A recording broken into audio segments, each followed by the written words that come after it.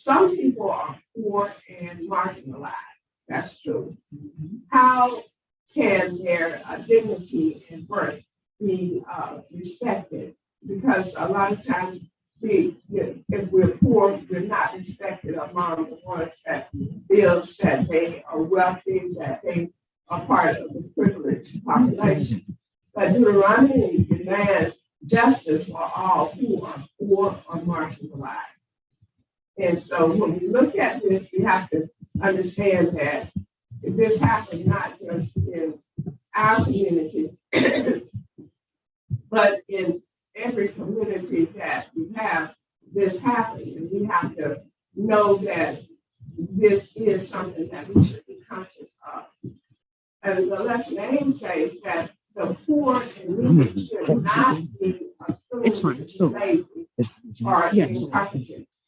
The people of God are called to help victims of oppression and circumstances. And a lot of times people do say that, oh, they're lazy, they don't want to work, they don't want to do this, and they don't want to do that. In some cases, that might be true, but in a lot of cases, it isn't true, because there are some cases where people are poor, they want to do better, but do not have the opportunities to get things done as they would have if they had the opportunities or even the opportunities that would be available to them. They don't have them. And when we do not have the opportunities available to us, then we cannot be as functional as we could be if we had them. So the life aim says to not discriminate against those who are different from us.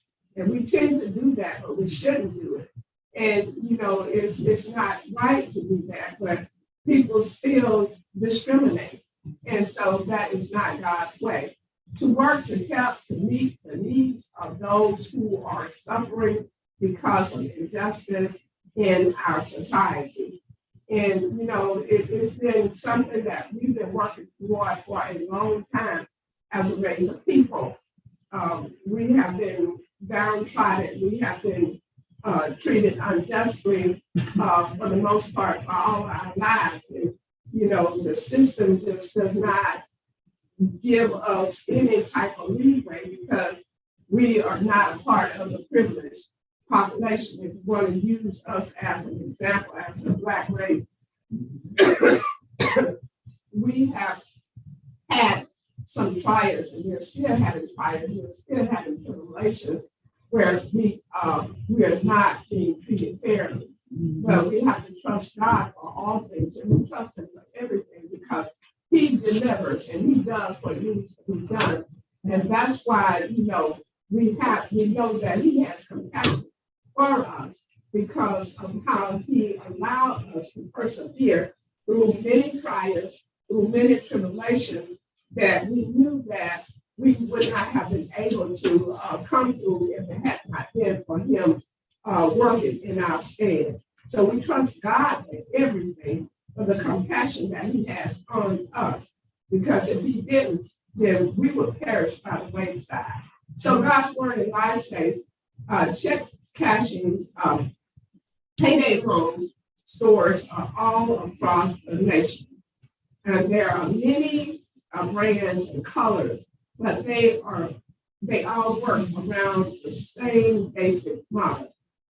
They offer check cashing services and short-term loans for people who in many cases would otherwise not have access to those services.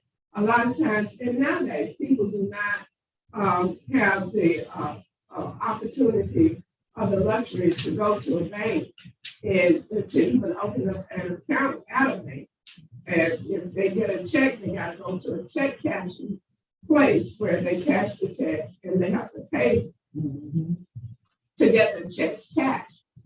And then sometimes when they get the check cashed, they don't have enough money to meet their needs. And so this happens. It happens all the time. It's happening right now where People go to different places to get their checks cashed. And they in the area allow service. So their customers do not have bank accounts and thus do not have direct deposit available, nor the ability to cash a check at their home bank. And so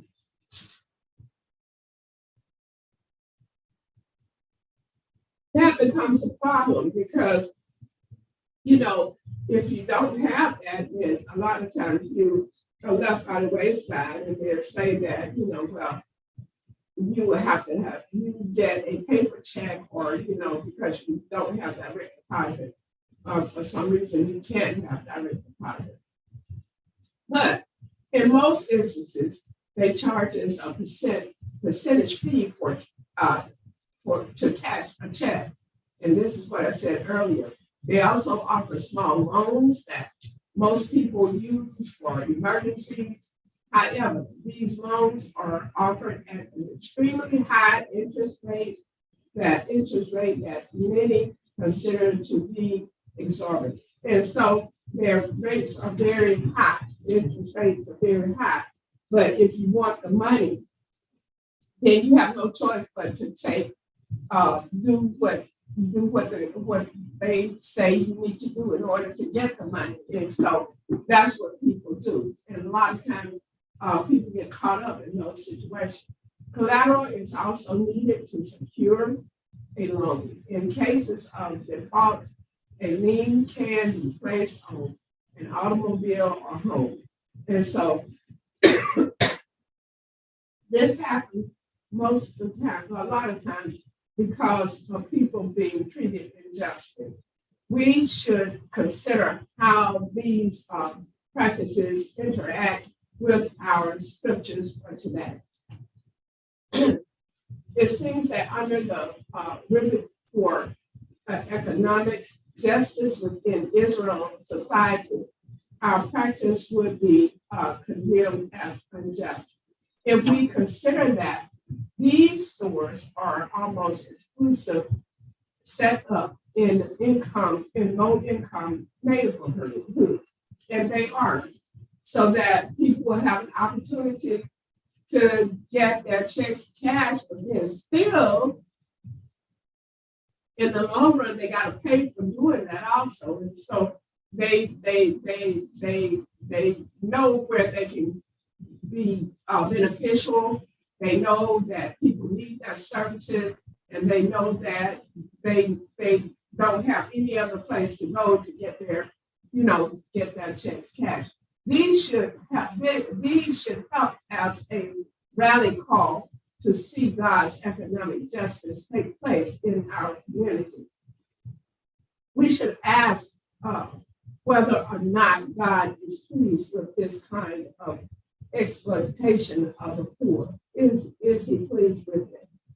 I don't think so. God wants us to help the needy, to help the poor. And that is not God's way. When he says compassion, that means we have to have compassion for one another, not just for people that we know, but for that person that is homeless, that person that is on the street, that drug addict, or whoever it is. We need to have compassion for them because God has compassion for us. If we are honest with ourselves, it is easy to see that based on the law given by God, he does not desire for us to continue in these practices, but it happens all the time. So we have to know that we have a responsibility to the ones that are less fortunate than we are. We might think that we are less fortunate, but there's somebody that might be worse off than we are. And so we have to think about that and do what we need to do, have that compassion that arises over what we maybe think or what we feel that this person or that person can do, because that person might be limited. So the introduction says that great teachers have been known to pair their academically stronger students with students who are not performing as strong academically. And so research has made that, has noted that by assigning stronger performing students with students who have performed weakly in the past has held great benefit for both students, as both parties have been known to show growth. So one can, and it's true, the strong bear the informative of the weak. And so, if I'm strong in some area, you might be weak in, or you're strong in some area that I might be strong in. In our lesson today, God has assigned himself to Israel and humanity as a whole, as the stronger performing entities to assist us in our such and execution of God's honoring justice. And we have to do what thus says the Lord, and justice is a main key to that. In this quarter and this month, we've been studying about justice and how we should treat one another, what should be done, and it has no respect of person. How refreshing it is to know that God comes alongside us in the work of justice, that God is next to us in the work of pursuing justice, gives us a bit of strength and determination to continue. And it helps. When we are on the right track and we're doing God's will, it helps us to persevere and do what we need to do for others, and that's for the glory of God. Have that compassion that he has. God gives us the wisdom and the strength to make the kinds of decisions that honor him and not fall victim to the culture of the day. And today's culture is just like it was then with the Israelites. Compassion, as the Bible teaches, it as more than a simple feeling sorry for another, but a strong emotion to press one into action on whatever that is going on the behalf of that other person.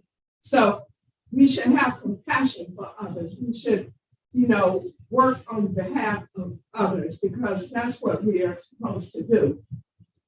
Our culture teaches us that it is enough to feel bad about something.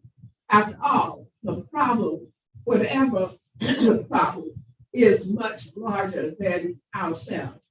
The question becomes,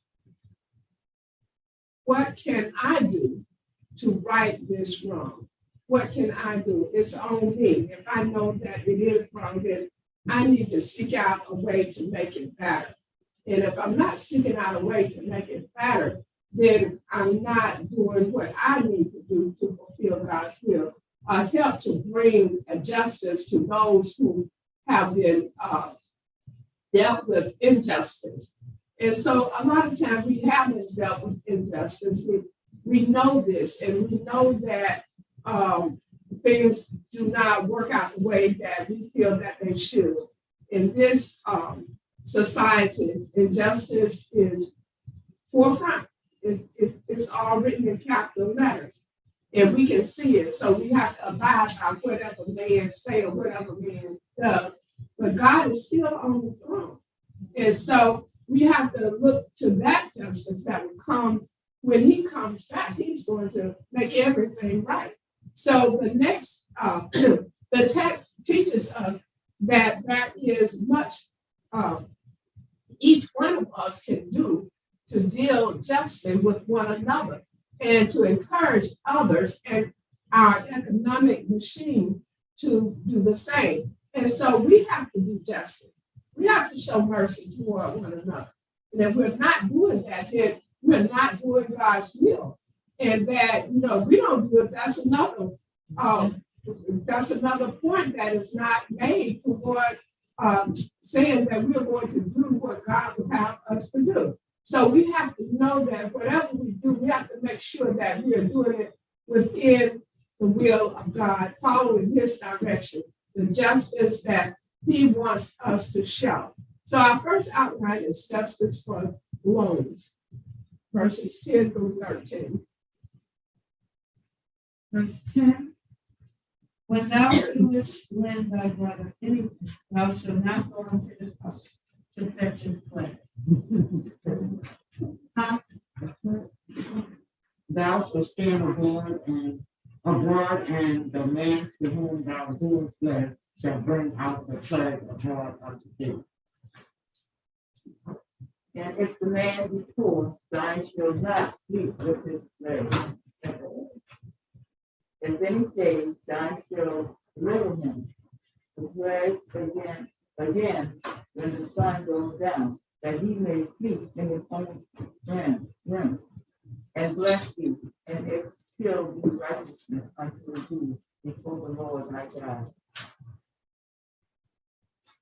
In our current society, debtors have some protection, but not a great deal.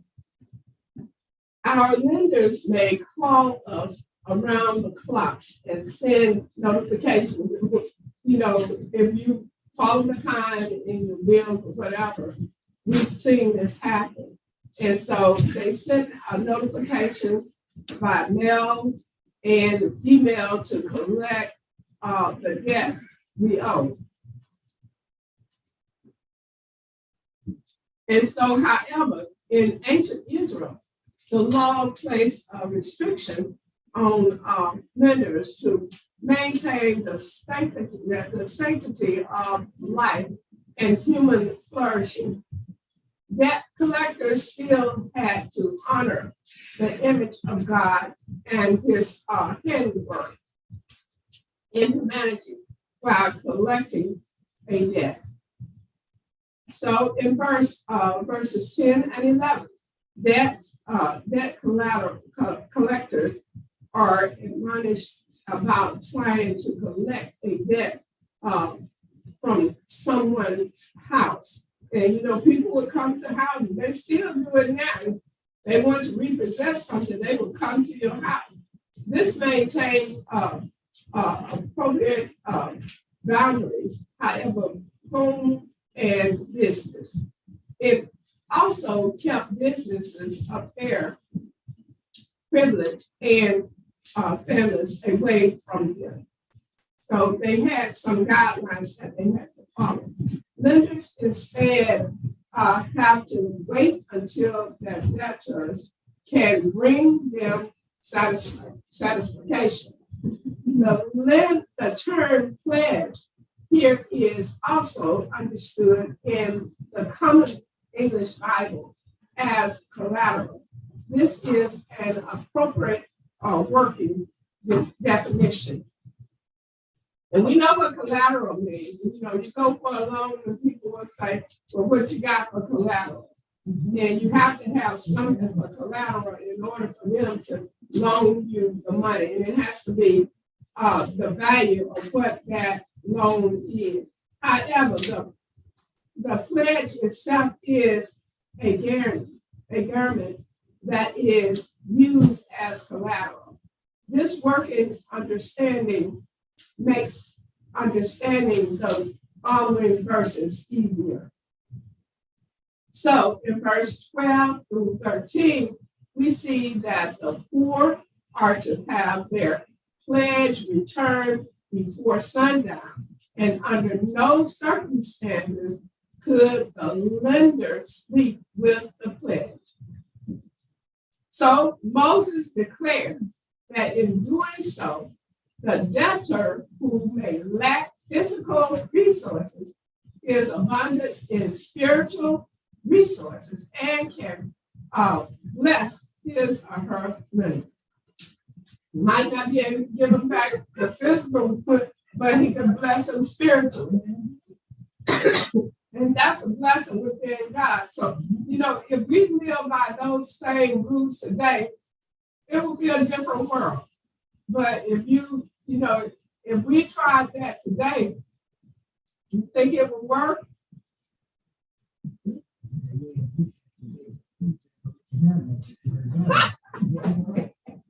That is the truth.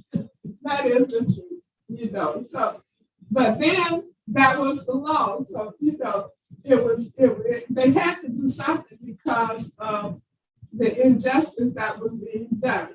And people, you know, they couldn't help their condition. They were poor and not a fault of their own. But, you know, if you said, well, the Lord is going to bless you, you know, it could happen. But a person doesn't want to receive that blessing from God. They're not going to receive it from you because they want that physical payback that you owe them. They don't want, well, the Lord is going to bless you for loaning me this or loaning me that. They want their money back or whatever that was that they loaned you. So, you know, it's a different day and age as to what people think that justice is. And if you know, if I don't have to pay you back or however this is, then the Lord is going to bless your wealth and abundantly. And they don't want to receive that, you know. And so it's a different day, a different age, that if you sign that dotted line and say you're going to pay them back, then you have to pay them back. Yes, we would see that I have people that I have not worked with them, and they every time go, when this come, I'm gonna tell you, this come, I'll tell you. But you know, I don't like that. If I let them have it, I have trust that they're gonna pay me back. But if they don't pay me back, they don't pay me. I don't ask them. If you owe me, you know you owe me. That's why I'm not gonna keep running up to you and telling you, you owe me this, you owe me that. So if you pay me, you pay me, you don't, you know. That's what I don't get. Like you say, God will give you what I need. That's right. He will supply you. That's true. Because Yes, I have. Well, I when people go on money, I pay them back. When my family knows, when they don't pay me back, when you think about asking me, but that's it. That's my fault. South Carolina thing. I'm wondering because I have given over $200 too, and I give it to them out the bottom of my heart. You know, I'm that type of person that I'll go without if you're in need. You know, but please, I'm at a point where please don't smile or laugh in my face when you're wronging me every time you do that.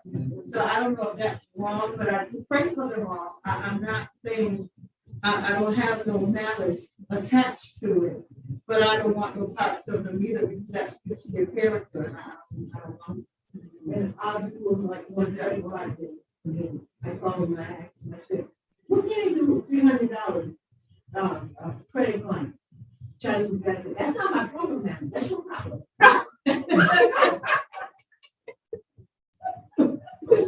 oh God. You know, it's sad, but then, you know, but in the word it says that, are we right if they come and ask you again and say, okay, can you loan me a couple $100? Would you loan it to them? Should have given it to him according to the word. I think according to the word, you should give it to him. That's what the word according to the word. As many times they ask, you should give it to him, but it gets a little expensive. You know, it's part of what the circumstances are. You know that the need is there. That's if they need it. If they need it. And there are some, you know, you give, and I'm just giving you this because I know you're not going to be able to pay me back. You know, don't say loan, just say you. Yeah. You know, and so that's the best way to do it. So don't say loan, just say give. And then if you get it back, you're okay. If you don't, you don't. Because, I mean, oftentimes you won't get it back. But, you know, they say, well, I'm going to pay it. I'm going to do this. You know, you do a service and people say, well, I'm going to pay for it, but they don't pay for it. And there you go. You stuck with that debt. But, you know, in the midst of that, God still sustains us. And he still keeps us day by day. So you know, if they come to you again, then you say no, or you say yes. And you know the need is there. What would you do, Deaconess Andre? She give it to you. And Deaconess Kenny too, they both would do the same. They would give. So, you know, this is something that we look at, you know, like, okay, she's coming asking me again. I know you're not.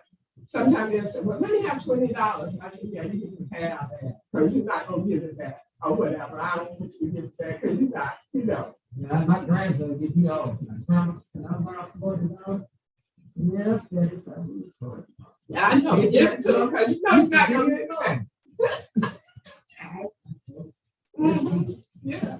But, you know, so we know what justice is. Justice is, you know, it comes from God, and that he provides it for us. And that, you know, if somebody cannot bless us with the physical amount that they owe us, then we'll get blessed spiritually, because that comes from God, because he knows our needs. And he supplies all our needs according to his riches and glory. So we're going to get what we need. And that comes from God. And if they say God is going to bless you, and I take that and say, yes, he is blessing me right now. You know, so our outline, our verses for the outline, yes, verses 14. Verses 14, thou shalt not oppress and hire servant that is poor and needy, whether he be of thy brother or thy stranger that are in thy land within thy gates. At this day thou shalt give him his hire, neither shall the sun go down upon him, for he is poor, and settle his heart upon him, lest he cry against thee unto the Lord, and if he sin unto thee. So then in these verses, we see the command that laborers, hired servants, were not to be oppressed, abused, or taken advantage of economically. This protection against economy exploitation applies to both natural-born citizens and foreign aliens equality. So God's command was fairly simple. Laborers must be paid, and paid promptly on the day in which their service was rendered, and their pay was to be transacted before sundown. So they knew that they needed to be paid. And so if you owe somebody something, that's for the service, then you should pay them for the service. The rationale given was because the life of the laborer, and likely their family too, depended on just and timely renomination. So finally, God stands as the guarantee of justice in this case, much like the last, because should the laborer cry out to God, God guarantees that that hears it, and personally take matter into his hand, and that's what happens. He makes the situation what it needs to be.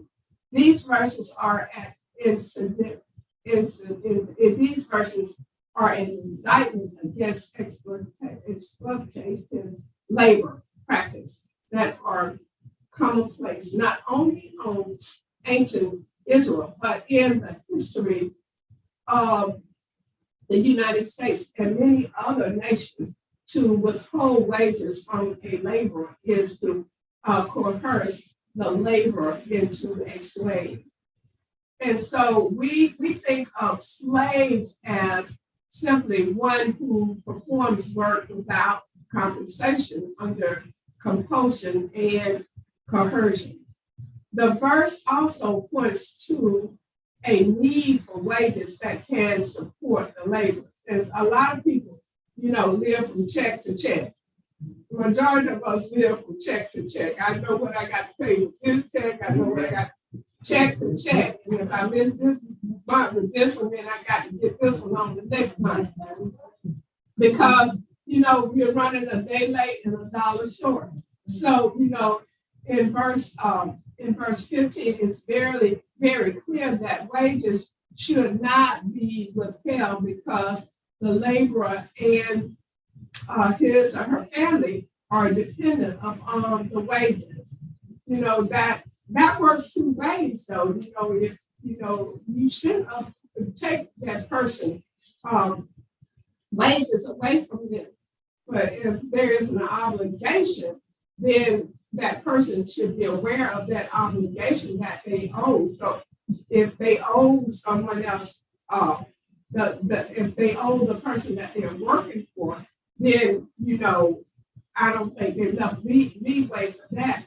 But, they have agreed to, like you all say, to pay them back, so they have to pay back what they owe. And so it would seem that by extension, God also would only want wages that were sufficient to support the laborers and his or her family. And I wish it was like that because, you work a whole week and then sometimes you don't make enough money to last a whole week, and but that's not the way that God would have it to be. That's not a just way to be. The way the system is set up, it needs to be redesigned so that, mortgage payment, rent payment, grocery, utilities, transportation, all of this has to be taken into consideration. But, these things are not taken into consideration. And nowadays, groceries are so expensive. Everything is expensive. You go to the grocery store today, and you got 3 or 4 little bags of groceries, and that's $200. And you wonder, how am I going to, eat the rest of the week? So it's getting outrageous. Food is outrageous. Therefore, God stands completely against laborers' practices that do not pay people enough to support their daily lives. Well, sometimes, and especially with, I can see both sides of it, but then when the money is not coming in, how can you pay them more than what you're taking in? It's impossible. And when people living standards are sometimes above what they should be, then they're not going to have enough to meet their needs. And so I think that with saying that, you have to look at how do we, make everything equal for everybody in a country that is so unlevel to everyone that is involved. Because everybody do not make enough money to meet their needs for their family in a week at a time. You cannot pay according to what you're working. That's true. They get people that know stuff and then they want to give them a little bit to give the CEO all the money. The CEO ain't doing the work. The laborers are doing the work. Labor is doing the work.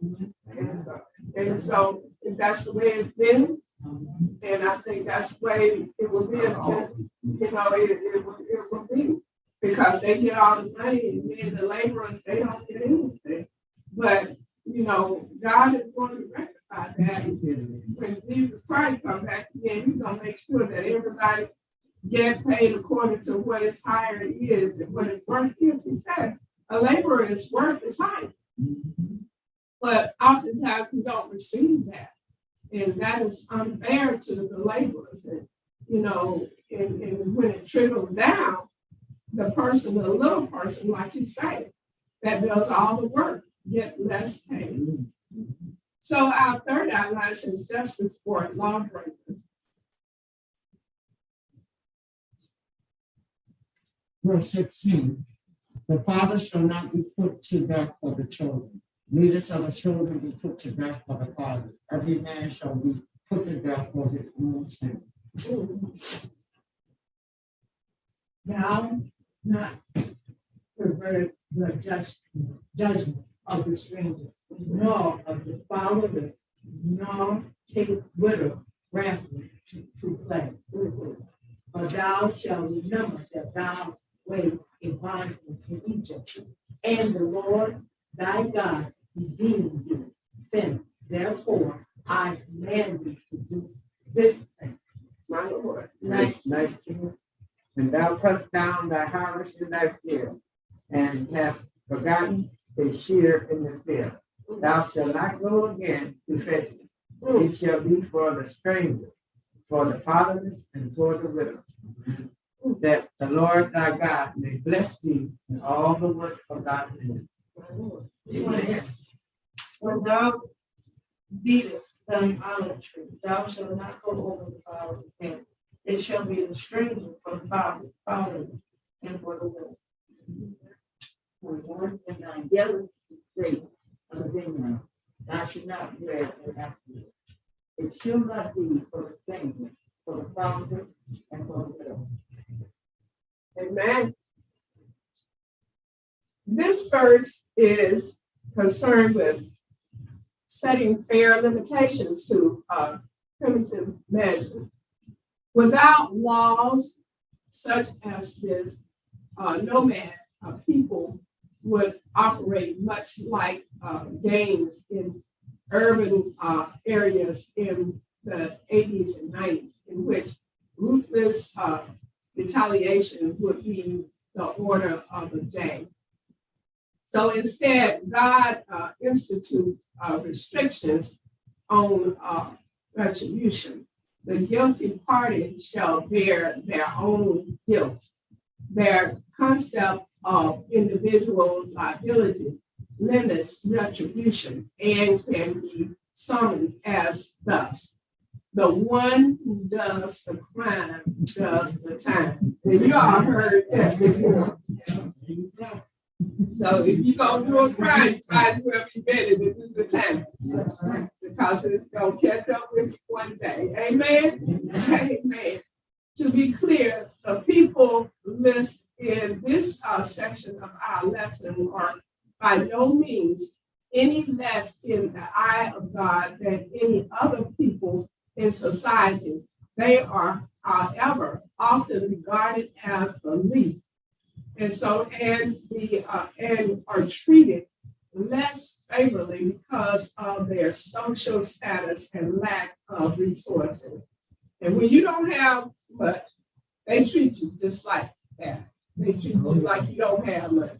You don't matter. And so, that's why, we have to trust in God, because we know that He loves all of us the same. In our lesson, these people are immigrant people who would not have the people connection of a tribe, and would thus be more likely to be destitute, orphans, and children without living parents, who would likely lack sufficient care and inheritance. So, those are the ones that would be treated badly because they don't have anything. If you go to the bank and you got money, you can get money. You go to the bank, you need money. I'm sorry, ma'am, I can't help you with that. If you go to a friend, if you got money, they want to impress you. You ask, hey, let me have a couple of $100. Oh, sure. They want to say, well, I gave her a couple of $100. But, if you don't have, you won't have. Because they're not going to look at you as being a person of value that they want to belong to. And finally, widows, women who without a husband will have limited economic support, especially if she did not have a working age son. So the social conditions of the ancient Israel, particularly patriarchally rendered these populations of people. So they had limitations, and they were really in a environment. So they were particularly vulnerable. At any rate, God was certainly on their side. God commanded that the rights of the aliens or offerings not be prevented, subvert, or obscured. So then, moreover, widows receive special treatment in God's community. How good of God to look out for those whose life seemed to have looked so unfavorable upon. They didn't have anything. So their pledge were not to be taken or seized as collateral. They didn't have anything to seize. They didn't have anything to give. So this means that lenders were barred from trying to squeeze poor widows into payment. In verse 15, it says, gives us the reason God reminded Israel that they too are foreigners in the hand that had alone has provided for them. You remember when they were in the wilderness and how God provided for them? He didn't ask them to pay for it. He provided for them. So then, moreover, they were themselves also foreigners in Egypt before God liberated them. And so God, in a real sense, called rape and says to Israel, says, I liberated you. You must perform the liberative work of justice enough of prejudice. So they have to be, you got to remember, we have to remember where we come from in order to help someone else out along the way. You might not have been where you are at all times. You might have needed a helping hand and someone helped you. So you got to go and help somebody else along the way. He didn't help us just to help us, but he helped us to show us that we need to help someone else along the way. So the final verse details a system of provision for all of Israel's most needy. Israelites farmers were forbidden from harvesting all of their crops. And we remember this. Instead, they would have to leave some of their less fortunate to eat. So they had to leave some of their crops for the less fortunate to eat. A great illustration of this is found in the story of Ruth. And you read the story of Ruth, where they gleaned in the fields and after the harvest. So God essentially declares that Israel would have to live with enough, and not also that everyone in Israel could have some. There were to be no beggars in God's community. They shouldn't have to beg. We shouldn't have to beg. But, oftentimes we do, and we have. What a wonderful concept. What if Christians, businesses and business function this way? It would be awesome, but they do not function that way all the time. So what if more entities intentionally set aside a portion of proceeds for the unfortunate?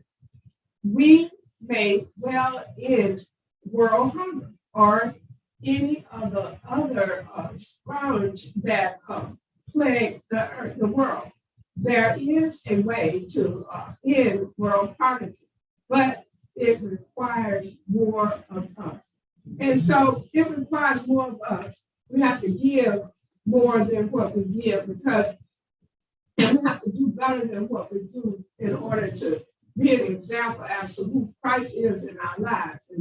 And if we're going to do that, we got to know that he is doing what he's doing in our lives, and he's keeping us day by day and doing what needs to be done in our lives. And we can't forget the ones that are less fortunate than we are.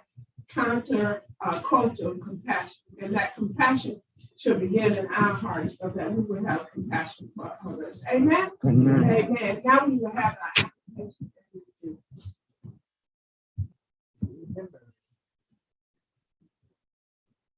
Our lessons today gives us the image after image of God's coming alongside those who need justice to ensure that they have enough. But yet and still, God is also counting on us to do our part to procure justice and be sure everyone has enough. We are taught to be just in our business dealings, from lending to paying our neighbors. We must to be just in our retribution, just in our allotments to aid of the poor. God calls us to be just in everything that we do. Amen. God wants us to make sure that each one of his children has enough. In God's estimation, that is justice. Amen. Amen. Here, listen to the relevant message of this week's lesson you saw. As a part of your time with God, listen to, sing, or meditate over the word. God is old, how great Jehovah. Number 32.